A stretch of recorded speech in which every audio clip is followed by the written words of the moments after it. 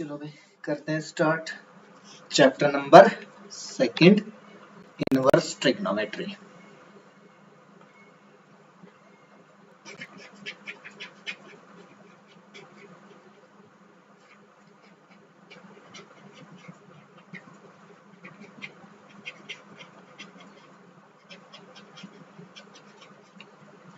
देखो भाई, अगर आप इस चैप्टर का नाम देखोगे तो आपके पास लिखा है इनवर्स ट्रिग्नोमेट्रिक फंक्शन। अगर पूरा नाम देखेंगे तो इनवर्स ट्रिग्नोमेट्री के फंक्शंस। तो मैं एक बार थोड़ा सा आपको फंक्शंस वाला रिकॉल करवाता हूँ, देन हम स्टार्ट करते हैं इनवर्स ट्रिग्नोमेट्रिक फंक्शंस और इनवर्स फंक्शन के बारे में।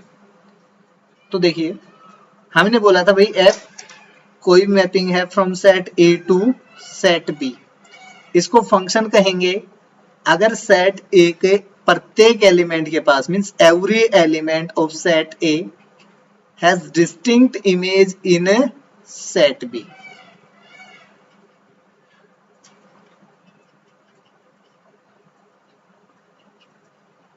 ठीक है, सेट ए के अंदर जितने भी एलिमेंट हैं उनके पास क्या होनी चाहिए, अपनी डिस्टिंक्ट इमेज होनी चाहिए सेट बी के अंदर।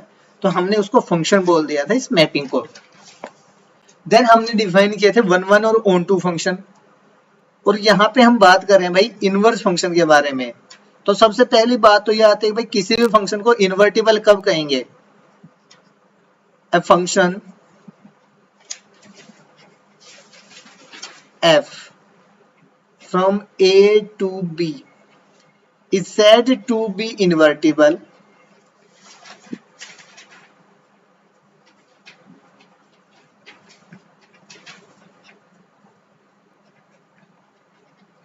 if and only if it is bijective। It means ये बोला भाई कोई भी फंक्शन को इन्वर्टिबल आप कब कहोगे, जब वो फंक्शन कैसा हो जाएगा, bijective. Means function one one भी होना चाहिए एंड ऑन टू भी होना चाहिए। अगर फंक्शन वन वन और ऑन टू दोनों हो जाते हैं देन उस केस में हम बोलेंगे फंक्शन जो आपके पास है वो इन्वर्टिबल है। जैसे हमने मैट्रिक्स में बात की थी ना अभी कुछ टाइम पहले, तो आपने बोला था भाई डिटरमिनेंट ऑफ ए अगर नॉट इक्वल्स टू जीरो है देन मैट्रिक्स इन्वर्टिबल है।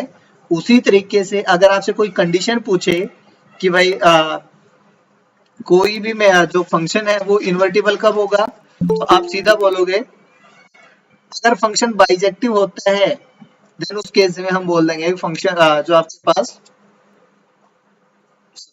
अगर फंक्शन बाइजेक्टिव हो गया तो हम बोल देंगे फंक्शन इज इन्वर्टिबल। अगर वन वन या ऑन टू में से कोई भी एक कंडीशन भी फेल कर जाती है तो आप वहां पे मना कर दोगे फंक्शन का इनवर्स एग्जिस्ट नहीं करता।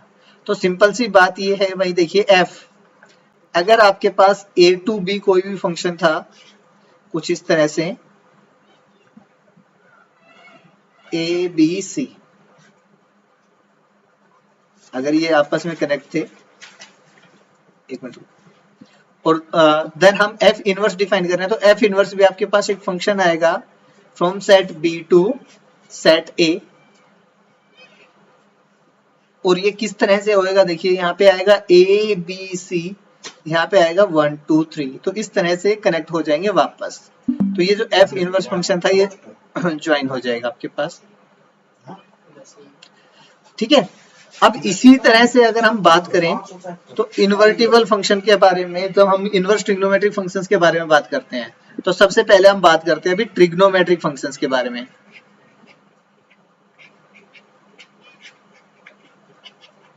ट्रिग्नोमेट्रिक फंक्शंस में जब आपने बात की थी तो आपको ने सभी ट्रिग्नोमेट्री पढ़े थे भाई, साइन एक्स, कोस एक्स, बंद कर दें,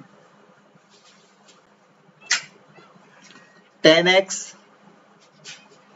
coat x, secant x and cosecant x. आपने इन सभी फंक्शंस के बारे में स्टडी किया था और इन फंक्शंस के डोमेन और रेंज के बारे में या कोडोमेन के बारे में भी आपने बात की थी। तो जब हम साइन एक्स फंक्शन के बारे में बात करते हैं, सिंपल सा साइन एक्स फंक्शन आपने बोला था रियल नंबर से रियल नंबर पे डिफाइंड है, मींस का domain complete R and codomain भी कंप्लीट है आर। तो अगर हम यहाँ पे बात करें तो हम इनके डोमेन और रेंज के बारे में बात करते हैं एक बार।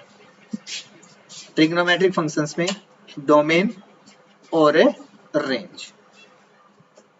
तो साइन एक्स फंक्शन का डोमेन तो है कंप्लीट आर। एक मिनट रुकना भाई,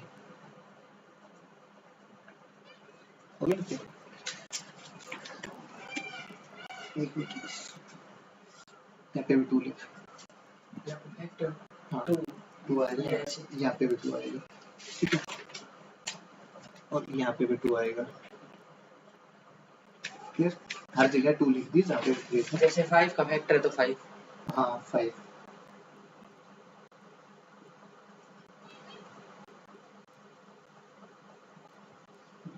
ठीक है, तो एक मिनट नोट हो गया, मैं इसमें से जो एक्सरसाइज करेगा इसमें से है ना फर्स्ट चैप्टर है, तो एक तो इसको करके लेके आए, क्योंकि जो करवाना है वो तो अलग है, ये तो दोबारा से कर लेगा फिर जब आएगा। और इसकी जो दूसरी एक्सरसाइज चाहिए ये तीनों क्वेश्चंस इसी चैप्टर तेरी तरफ से कंप्लीट करके आएगा। इसके बाद जो एक्स्ट्रा क्वेश्चन है उसके बारे में कल बता दूँ, ठीक है? अभी जाओ, कल टाइम से आ जाना।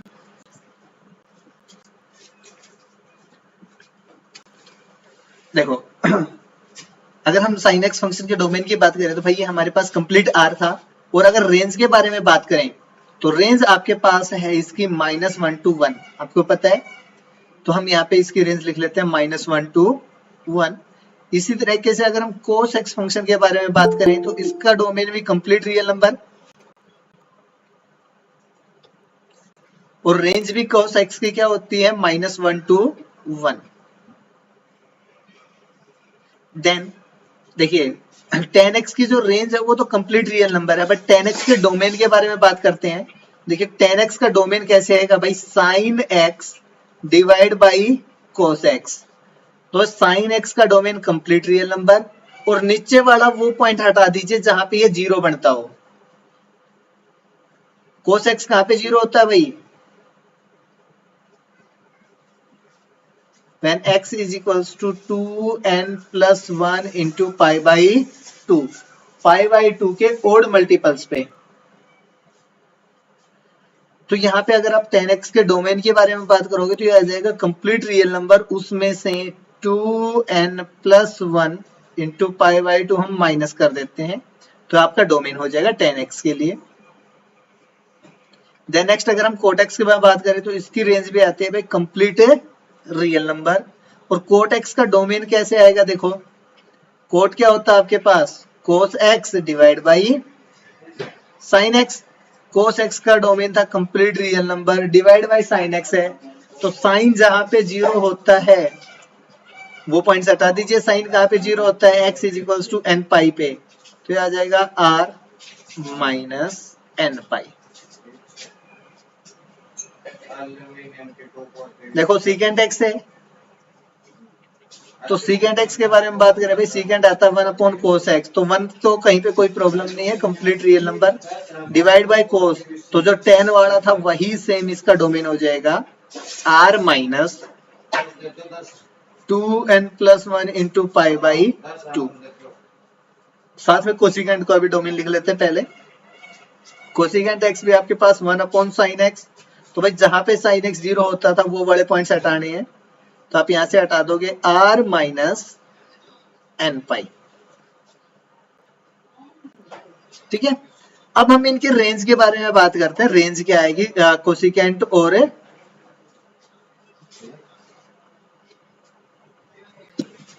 सीकेंट की रेंज के बारे में बात कर लेते हैं।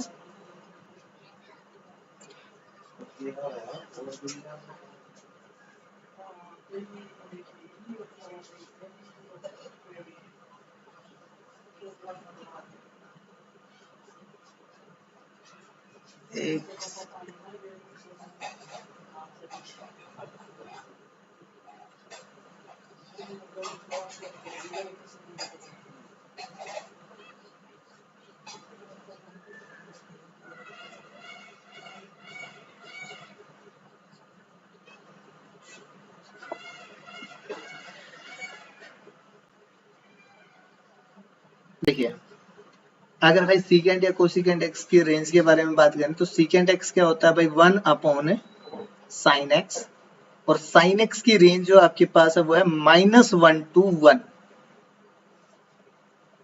साइन एक्स की रेंज क्या है? -1 to 1 क्लोज इंटरवल में। तो मिनिमम जो वैल्यू आप यहाँ पे पुट कर सकते हो वो -1, तो यहाँ पे आएगा 1/-1 which is equals to -1। Maximum value यहाँ से जो पुट कर सकते थे वो है 1, देन 1/1 इज इक्वल्स टू 1। अब जो रह गया वो है भाई -1 और 1 के बीच की वैल्यूज। -1 और 1 के बीच में जो वैल्यूज आएंगी वो आएंगी 0 पॉइंट कुछ नंबर, भाई कुछ भी हो सकता है यहाँ पे। तो देखिए अगर हम यहाँ पे सपोज कीजिए 9 लिखते हैं, तो 9 आपके पास एक्चुअल में क्या बना? 9/10, और आप इसको रेसिप्रोकल करोगे 9/10 को, तो ये हो गया 10/9। ये जो नंबर आएगा ये आएगा ग्रेटर देन 1।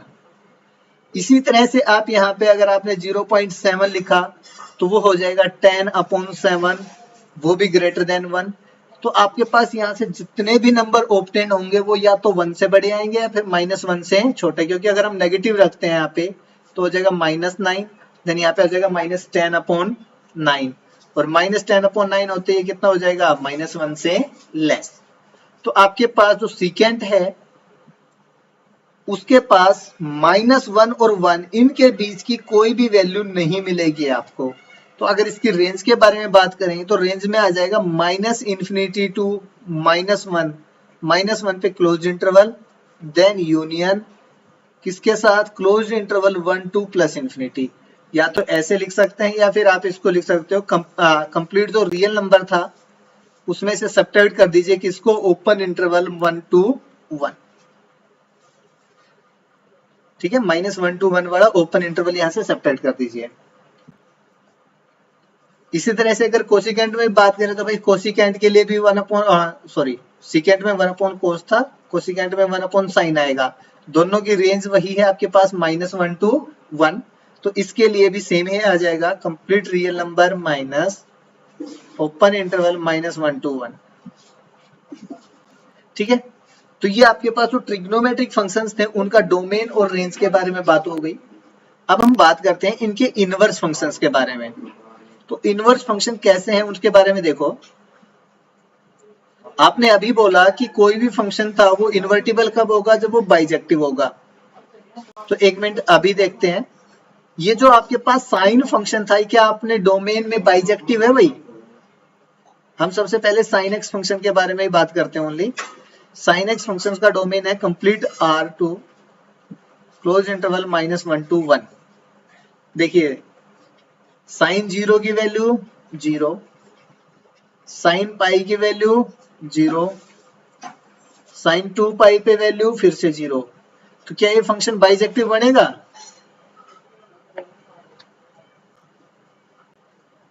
सिंपल सी बात ये है, क्या ये फंक्शन 1 है? 0, पाई, 2π ये सभी एलिमेंट्स अलग अलग आ रहे हैं और उन सभी एलिमेंट्स पे इमेज कैसी आ रही है? सेम।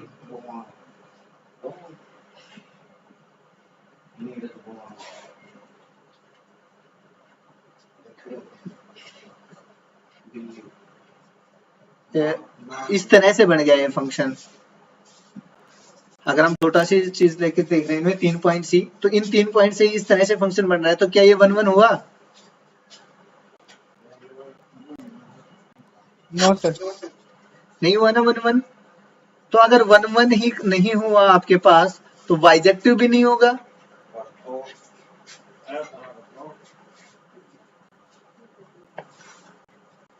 भाई 1 नहीं है तो बाइजेक्टिव भी नहीं है, और अगर 1 नहीं है, बाइजेक्टिव नहीं है, तो इस फंक्शन का इनवर्स एग्जिस्ट नहीं करेगा।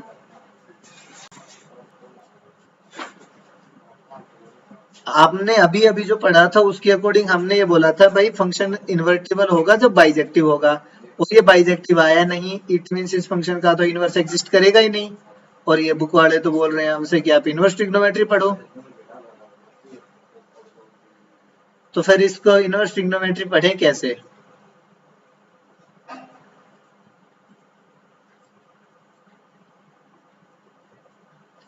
है भाई, ये तो कुछ प्रॉब्लम सी नहीं हो गई। बुक वाले तो बोल रहे हैं कि इनवर्स ट्रिग्नोमेट्री पढ़नी है, और जो रिजल्ट बुक वालों ने अभी दिया उसके अकॉर्डिंग हमारा काम हो नहीं रहा। सर ये लोग मिलके हमारा पागल बना रहे हैं। तो देखिए, अब अगर भाई ये बोल रहे हैं तो इनकी बात तो माननी पड़ेगी। तो उसके लिए हम कुछ रेस्ट्रिक्शंस लगा देते हैं। वो होता है ना भाई, आप ये काम कर सकते हो बट आपके लिए ये टर्म्स एंड कंडीशन। तो वो टर्म्स एंड कंडीशन हम साइन पे लगाएंगे। देन हम उसके बाद इनवर्स ट्रिग्नोमेट्रिक फंक्शंस के बारे में बात करेंगे, इनवर्स साइन इनवर्स के बारे में। भाई ये है 1 और ये है -1। मैं यहाँ पे जो कर रहा हूँ ये साइन के ग्राफ के बारे में बात कर रहे हैं। भाई साइन 0 0 होता है, साइन पाई बाई 2 पे वैल्यू 1, साइन पाई पे वैल्यू 0, 3 पाई बाई 2 पे इसकी वैल्यू -1, 2 पाई पे इसकी वैल्यू वापस 0, 5 पाई पे इसकी वैल्यू वापस से बनाएगी देन 0। और इसी तरह पीछे चलेंगे तो यहाँ पे आ जाएगा सॉरी 0, नेगेटिव पाई पे आएगा या नेगेटिव पाई बाई 2 पे -1, देन यहाँ पे 0, देन यहाँ पे और फिर यहाँ पे। तो इन पॉइंट्स को मिला देते हैं, ये हो गया ऐसे कर्व में। जो मूवीज में देखा होगा ईसीजी मशीन चलती, ऊपर नीचे कुछ इस तरह से ही ग्राफ है साइन का आपके पास। दिखाते हैं ना हॉस्पिटल वाले सीनों में,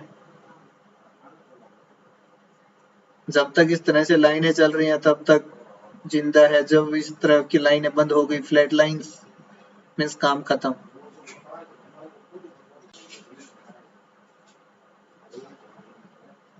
ठीक है, अब देखो भाई,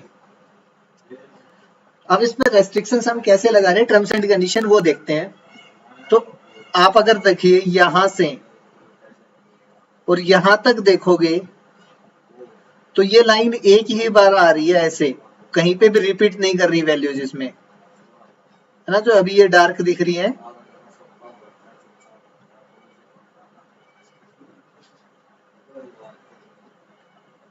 ठीक है। उसके बाद अगर हम इस पाई बाई 2 से 3 पाई बाई 2 तक देखें, तब भी ये लाइन यहां से स्टार्ट होगी और यहाँ पे खत्म होगी, एक ही बार आ रही है, कहीं पे रिपीट नहीं कर रही। देन आगे फिर चले तो यहां से यहां तक भी ये एक ही बार आ रही है, कहीं पे रिपीट नहीं कर रही। इसी तरह से पीछे की तरफ है, यस। और इस -π/2 से π/2 तक सभी में -1 से 1 तक की सभी वैल्यूज भी आ रही हैं। तो अगर हम जो sin x फंक्शन था उसको यहां पे रेस्ट्रिक्ट कर देते हैं, कहां पे भाई, -π/2 से π/2 का क्लोज इंटरवल और -1 to 1। तो ये जो आपके पास डोमेन बना अभी, और ये रहा आपके पास कोडोमेन। तो इस डोमेन और कोडोमेन के अंदर जो sin x फंक्शन है ये कैसा है हमारा, बाइजेक्टिव। मीन्स ये यहाँ पे 1 1 भी है एंड ऑन टू भी है। ऑन टू तो क्यों है, देखो कोडोमेन और रेंज दोनों को आपने पहले इक्वल ले लिया तो ऑन टू हो गया। और यहाँ पे ये जो लाइन है देखिए, अगर आप 1 1 फेल करता बता रहे थे तो हमने ये बोला था कि 0 पे, फिर पाई पे, 2 पाई पे, देखो ये 0, ये पाई और ये 2 पाई, इन तीनों पे सेम वैल्यूज आ रही थी। तो इस लाइन में तो कहीं पे भी हमारे पास रिपीट करती हुई वैल्यूज दिख ही नहीं रही यहां से यहां तक। तो अगर रिपीट करती हुई वैल्यूज आपको कहीं पे भी नहीं दिख रही, इट मींस ये फंक्शन कैसा है, 1 1। ठीक है, तो sin x फंक्शन आपके पास बाइजेक्टिव हो गया। जैसे ही आपके पास sin x फंक्शन बाइजेक्टिव हुआ, अब बात कर सकते हैं यहां से साइन इनवर्स x के बारे में। हम डिफाइन कर सकते हैं साइन इनवर्स x फंक्शन। अब जैसे हमने फंक्शन f में बोला था भाई a टू b अगर फंक्शन है देन f इनवर्स आपके पास आता है b टू a। तो देखिए, अगर sin x फंक्शन हमने यहाँ पे इस तरह से ले रखा है, तो आप जब साइन इनवर्स के बारे में बात करोगे तो साइन इनवर्स x फंक्शन भी आएगा क्लोज्ड इंटरवल -1 to 1, और इसकी जो रेंज है वो हो जाएगी -π/2 से π/2। क्लियर हो गई ये बात? इतने में अगर किसी का डाउट है तो वो बताइए पहले। सर ये पीछे वाला बता दो कि वो कैसे 1-1 है। देखो दीपांशु, इस ग्राफ को एक बार थोड़ा सा एक्सपेंड करते हैं हम। अब 1-1 कैसे होता है उसके बारे में और ऑन टू कैसे होता है उसके बारे में ग्राफ से कैसे पता चल रहा है। हमारे पास कुछ इस टाइप से ग्राफ है।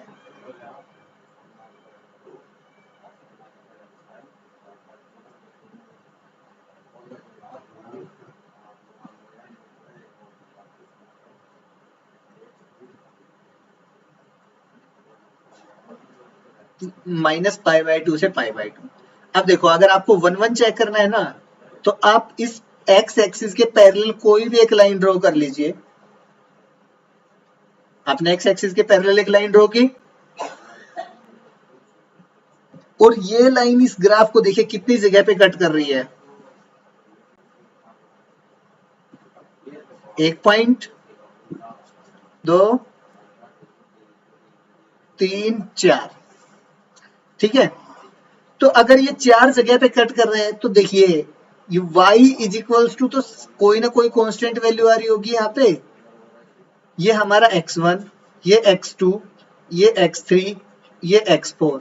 मीन्स x की 4 डिफरेंट वैल्यूज पे y के पास सेम वैल्यू है। तो हाँ, यहां से हम बोल पाएंगे कि ये फंक्शन 1-1 नहीं है। बट देखिए, जब हमने इस पूरे को रेस्ट्रिक्ट कर दिया, कहाँ पे हमने बोल दिया भाई आपको यहां से लेके और इधर रहना, बस इतनी ही लाइन है, इसके बाद हमारे पास कोई ग्राफ नहीं है, हम इसके बाहर बात ही नहीं कर रहे। ओनली ये जो रेड वाला पोर्शन आपको दिख रहा है ना, हम इतने में बात कर रहे हैं। अब आप भाई एक्स एक्सिस के पैरेलल कोई भी लाइन ड्रॉ करो जो आपको ठीक लगे, कहीं पे भी। आप चाहे ऊपर लाइन ड्रॉ कर ले, चाहे नीचे लाइन ड्रॉ कर ले, कहीं पे भी ड्रॉ कर ले लाइन। क्या ये लाइन इस कर्व को एक से ज्यादा बार कट करेगी?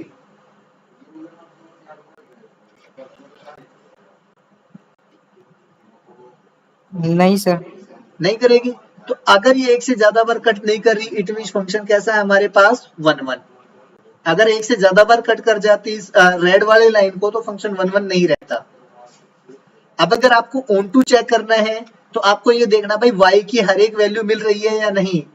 तो 1-1 चेक करने के लिए हमने हॉरिजॉन्टल लाइंस ड्रॉ किए हैं, ऑन टू चेक करने के लिए हम वर्टिकल लाइंस ड्रॉ करेंगे। कहां से कहां तक?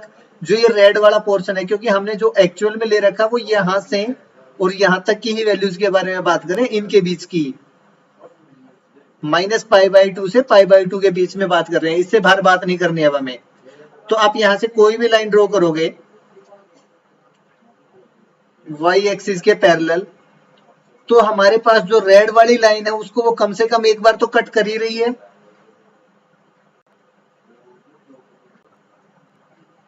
रेड वाली लाइन को एक बार तो कट करेगी ना वो, -π/2 से π/2 के बीच में।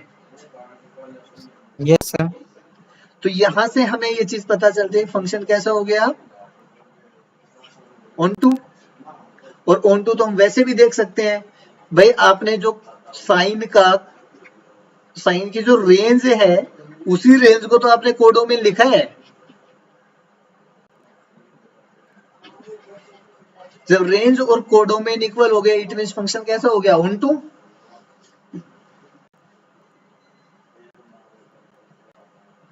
हुआ या नहीं? Yes sir. हाँ, ठीक है ना। तो देखो, जैसा काम हमने अब साइन एक्स के लिए किया है, सेम वैसा सा काम हमारे पास कोस एक्स के लिए नहीं है। अगर मैं कोस एक्स के बारे में बात करूं, तो कोस एक्स हमारे पास क्या था भाई? कंप्लीट रियल नंबर से वही -1 से 1, बस जो चेंज आएगा वो इसके ग्राफ के अंदर आएगा। तो वो ग्राफ देख लेते हैं हम यहाँ पे कोस एक्स के लिए।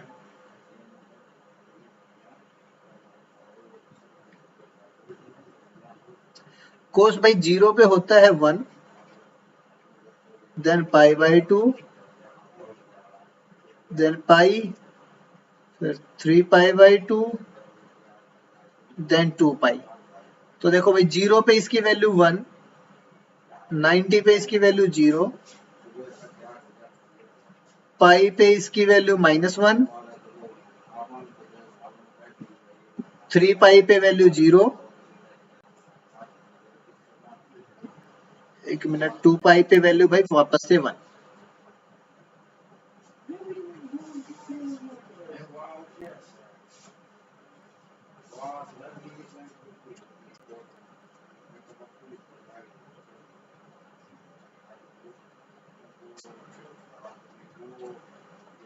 ठीक है, इसी तरह से अगर पीछे चलेंगे -π/2,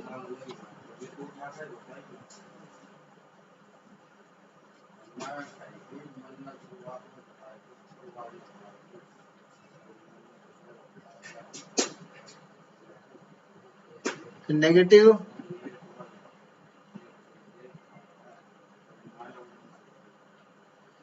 ये -π/2 था, यहाँ पे आएगा पाई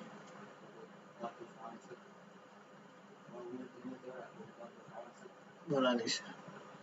ठीक है, इस तरह से। तो जैसे साइन का ग्राफ था सेम वैसे कि वैसे कोस का ग्राफ चलता है, बस ये शिफ्ट कर जाता है और थोड़ा सा आगे की तरफ। नहीं, 0 से आप इसको π/2 पे शिफ्ट कर दो, इतना ही चेंज होता है और कुछ चेंज नहीं है। या फिर इस पॉइंट को पकड़ के यहाँ पे ले आओ, बाकी सेम एज इट इज। तो जहाँ पे साइन 0 होता था वहां पे कोस की वैल्यू 1 होती है, जहाँ पे साइन की वैल्यू 1 थी वहां पे कोस की वैल्यू 0। तो अगर इसमें भी हम देखें, अब इस फंक्शन को आप ये चेक करो भाई, ये क्या 1 1 है? तो अगर 1 1 चेक करना है तो आप इसके डोमेन में इस तरह से एक लाइन ड्रॉ कीजिए एक्स एक्सिस के पैरेलल।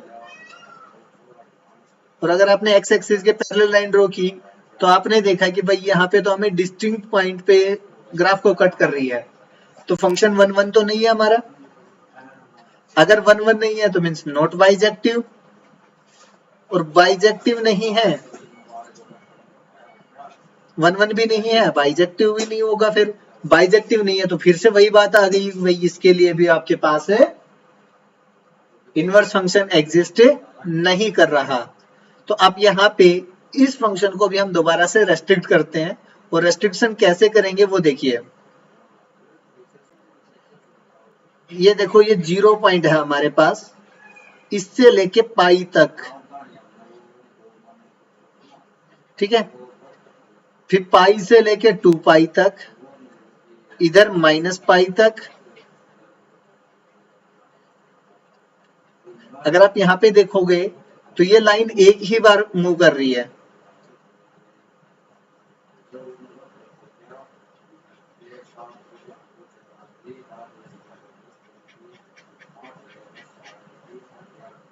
ये देखो, ये वाली लाइन है। अब आप भाई एक्स एक्सिस के पैरेलल कितनी भी लाइंस ड्रॉ कर लीजिए, वो इस लाइन को एक ही बार कट करेगी, एक से ज्यादा बार कहीं पे भी कट नहीं करेगी।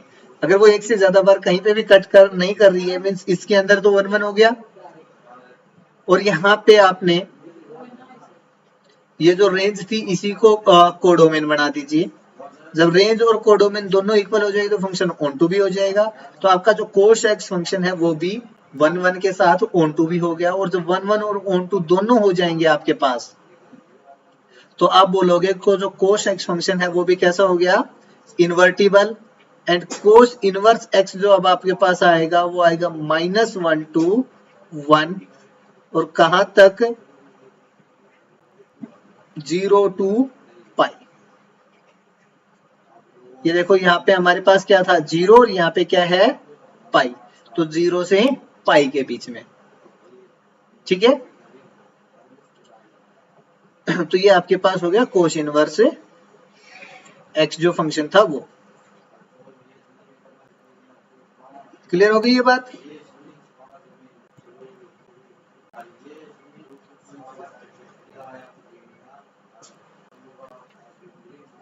ठीक है भाई। Yes sir. तो देखो, ज्यादा नहीं कर रहे हम, 2 फंक्शंस हैं, इनके बारे में अच्छे से पढ़ो। डोमेन रेंज किस तरह से हम एडजस्ट करें उसके बारे में, और इनके बारे में आराम से सीख के आओ। देन हम अगले बार जो हमारे 4 फंक्शंस उसके बारे में बात करेंगे।